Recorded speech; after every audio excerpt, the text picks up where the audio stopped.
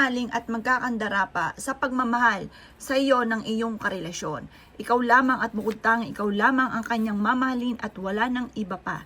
Ito po ay napaka-epektibo lalo na kung mula sa puso ang paggawa at naniniwala ka sa magantong mga pamamaraan. Mainam na isulat nyo ang kanyang tunay na pangalan at ipilido.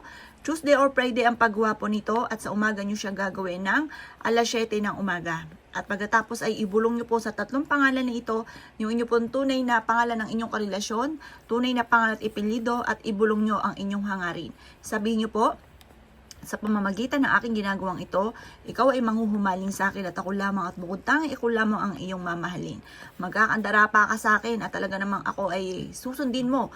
Lahat ng aking gugustuhin ay susundin mo. Ngayon pa mga bossing ko, basta bahala ka nang i-wish ang lahat ng gusto nyo po dito. Pagtapos ka nang mag-wish, ito po ay tutupiin po natin at ito ay ilalagay natin sa likod ng ating cellphone.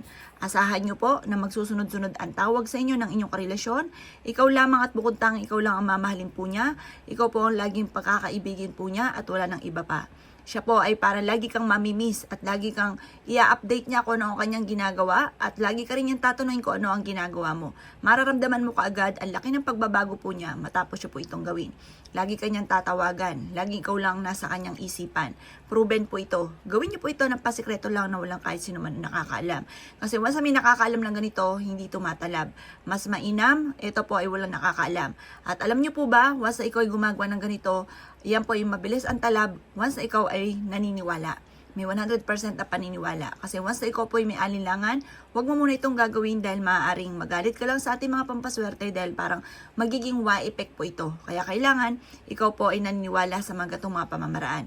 Proven po ito mga boss. Kaya kung ikinaniniwala at gagawin niyo po ito, gawin niyo na po siya. At malaking tulong po ito upang sa ganon, higit na blessing ang darating po sa inyo. Upang sa ganon, kayo po ay kung ano may hinanais ninyo sa inyo pong karelasyon ay mangyari po kaagad-agad. At ito po ay napaka-epektibo.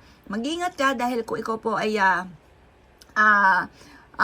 may alinlangan or kaya po ay yung inyong karelasyon ay hindi talaga tunay ninyong karelasyon, hindi biro ang gantong mga paggawa dahil maaaring tumalab po ito. Kung ikaw ay testing sa ibang tao ay baka ikihabol-habulin at ikaw po ay kumbaga magbibiru-biru ka sa ibang tao at ito try ninyo at hindi nyo naman karelasyon, ay baka magkaroon ka pa ng problema. Kaya mas mainam sa karelasyon nyo lang ito gagawin.